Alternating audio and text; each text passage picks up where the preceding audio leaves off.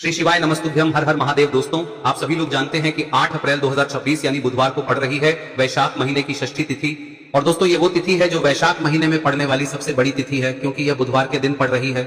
और इसी दिन किया गया एक मुख्य द्वार दीपक का उपाय कभी भी खाली नहीं जाता है और इसका बहुत ही बड़ा और विशेष महत्व होता है। पूज्य गुरुजी ने कहा है, अगर कभी भी मौका लग जाए और वैशाख महीने की षष्ठी तिथि बुधवार को पड़ जाए तो आप लोगों को एक मुख्य द्वार दीपक वाला उपाय तो अवश्य ही करना चाहिए।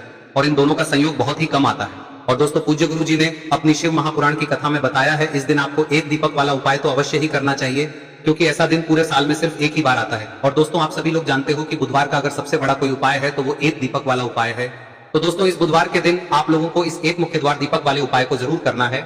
बहुत सारे लोग होंगे जिन लोगों ने इस उपाय को न किया हो, मतलब पूरा साल निकल गया और उन्होंने किसी भी दिन इस दीपक वाले उपाय को न किया हो। पर दोस्तों, आपके पास एक आखिरी मौका बचा हुआ है, जो कि 8 अप्रैल के दिन है। तो इस दिन आप लोगों को इस वाले उपाय को जरूर कर लेना है, भले ही आपने पूरे साल भर इस उपाय को ना किया हो। पर अगर आपने इस वैशाख महीने में पड़ने वाली षष्ठी के दिन अगर इस वाले उपाय को कर लिया तो आपको इस उपाय को करने का वो फल मिलेगा जिसकी आपने कभी कल्पना भी नहीं करी होगी। इसीलिए आप लोग इस वाले उपाय को एक बार जरूर कर लेना, ताकि आप लोगों के हाथ से यह मौका ना जा सके और आपको इस उपाय को करने का फल मिल सके। दोस्तों, यह उपाय पंडित जी ने अपनी अभी की ही शिव महापुराण की कथा में बताया है, जिस उपाय को आज हम आपको बहुत अच्छे से समझाने वाले हैं। इस वीडियो को देखने के बाद इस उपाय को समझने के लिए आपको कोई और वीडियो को देखने की जरूरत नहीं पड़ेगी। तो चलिए दोस्तों, उपाय को शुरू करते हैं। देखिए, यह इस वैशाख महीने के बुधवार के दिन यह इतना खास होता है, इतना महत्वपूर्ण होता है।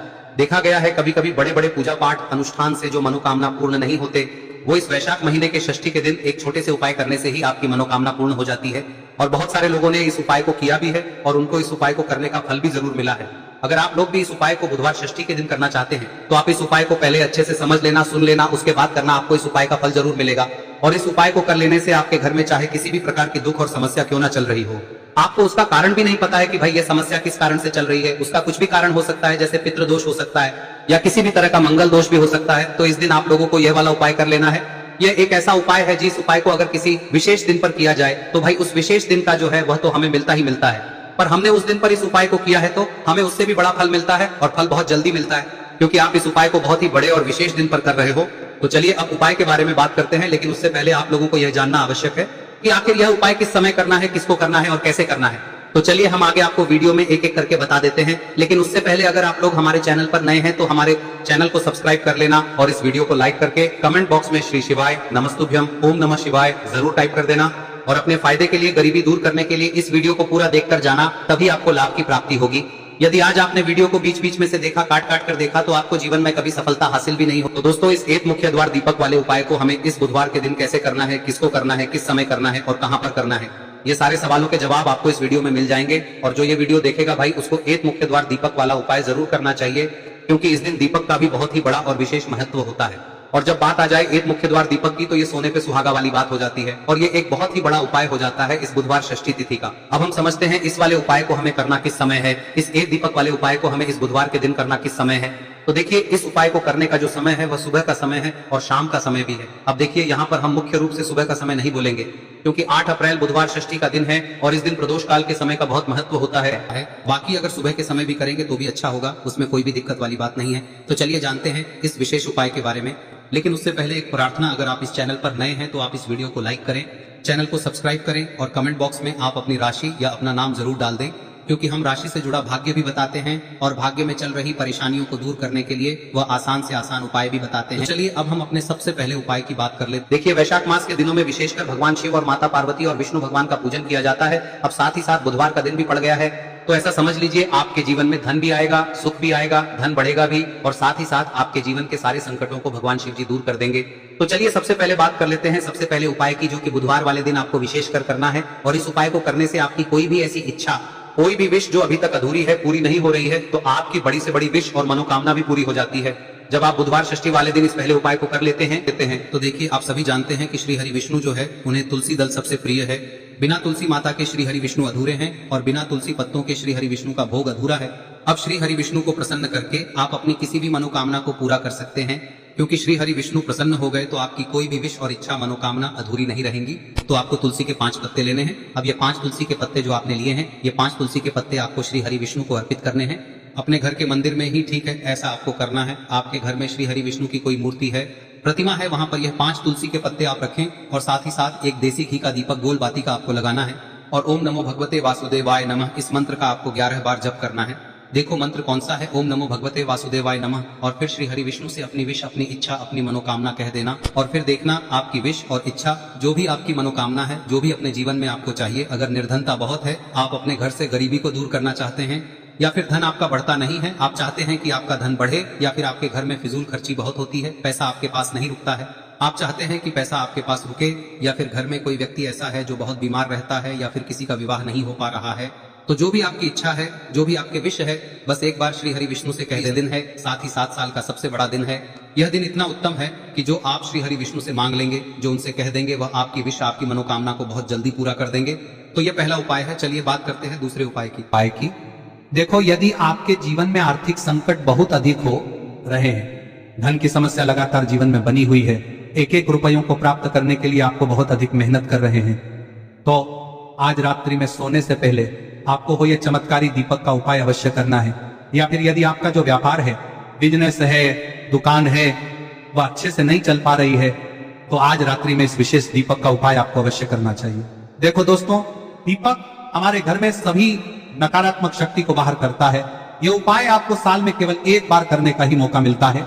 देखिए, इस उपाय के लिए आपको तुलसी जी की जो सूखी लकड़ी होती है उसे ले लेना है। देखिए दोस्तों, यदि आपके पास पुरानी तुलसी जी की लकड़ी है तो उसे आप ले सकते हैं, और यदि आपके घर में तुलसी जी जो लकड़ी है वो सूखी हुई है तो उसकी लकड़ी आप तोड़ के इस्तेमाल कर सकते हैं। लेकिन आपको ध्यान रखना है कि सूर्यास्त से पहले पहले ही आपको ये जो तुलसी जी की लकड़ी है इसे अवश्य ही तोड़ लेना है। तो इस उपाय के लिए आपको सबसे पहले तो एक मिट्टी का दीपक लेना होगा, चाहे तो आटे का दीपक भी ले सके, क्योंकि आटे का दीपक सभी दीपक में सर्वोत्तम माना गया है। इस दीपक के अंदर आपको शुद्ध घी का प्रयोग करना होगा, और इससे दीपक के अंदर आपने जो तुलसी जी की लकड़ी ली है उसे भी रख देना है। लेकिन ये जो तुलसी जी की लकड़ी है, इसमें आपको चारों तरफ अच्छे से घी लगा लेना है। देखिए, गुरुजी ने बताया है कि जो तुलसी जी की लकड़ी है, यदि आप उपाय करते हैं और बहुत ही शीघ्रता से जल जाती है, तो इसके लिए आपको एक कार्य करना है। आपको थोड़ी सी रुई ले लेनी है, और उस रुई को आपने जो तुलसी जी की लकड़ी ली है उस पर अच्छे से चारों तरफ लपेट देनी है। तुलसी जी की लकड़ी के ऊपर रुई लपेटने के बाद इसे आपको पूरा घी के अंदर डुबो लेना है। अब इसे आपको बाती के रूप में प्रयोग करना है। अब दोस्तों, इस दीपक को आपको प्रज्वलित कहां करना है?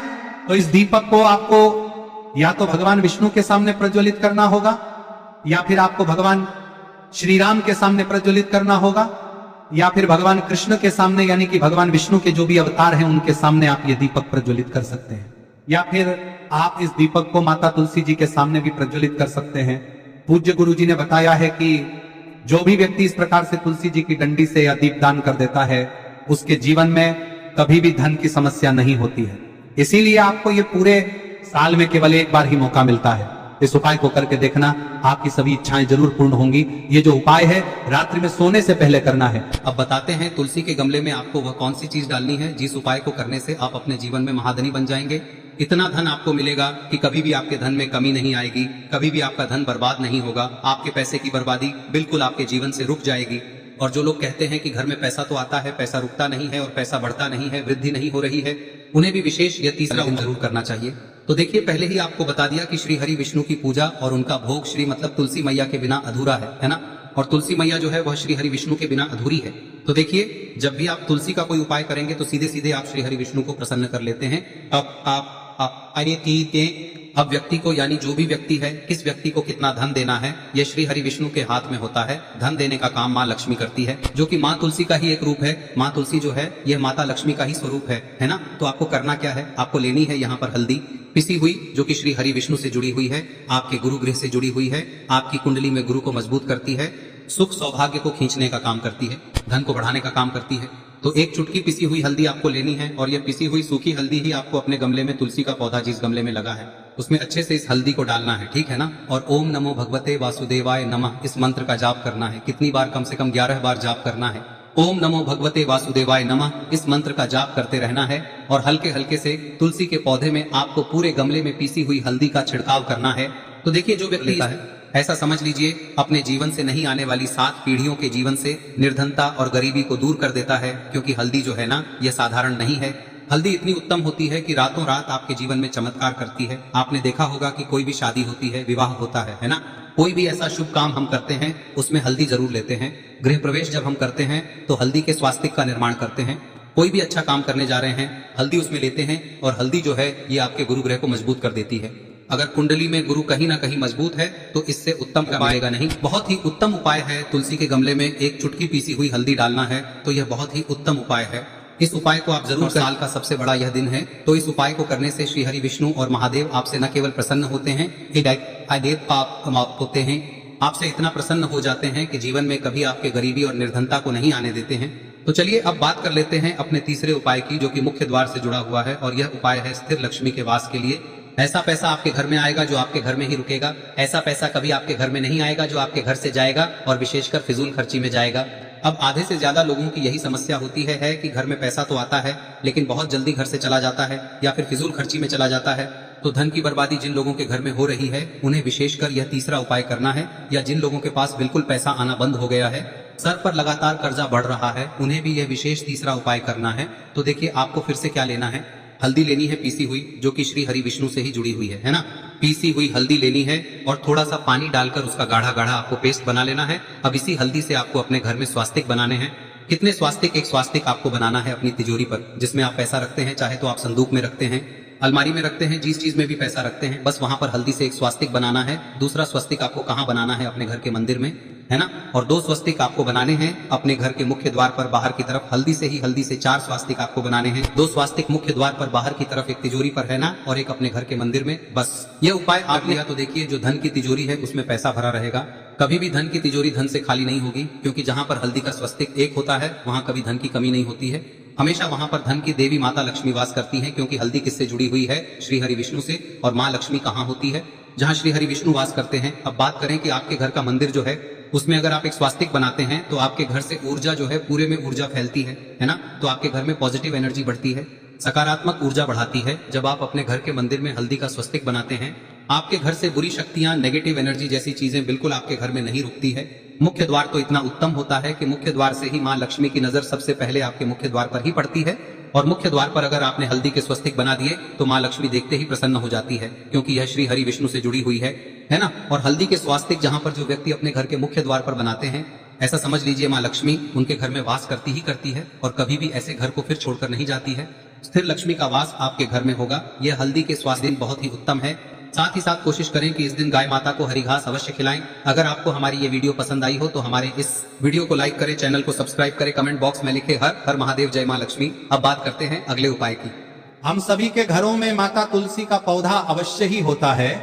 तो देखिए हमें तुलसी जी के पौधे से सबसे पहले तो 3 पत्ते तोड़ने। देखो एकादशी वाले दिन आपको तुलसी के पत्ते नहीं तोड़ने, तो देखिए तुलसी जी के आपको 3 पत्ते तोड़ने लेने हैं। और इन तुलसी जी के पत्तों को तोड़ने के बाद आपको एक चुटकी हल्दी भी अपने साथ में लेनी है।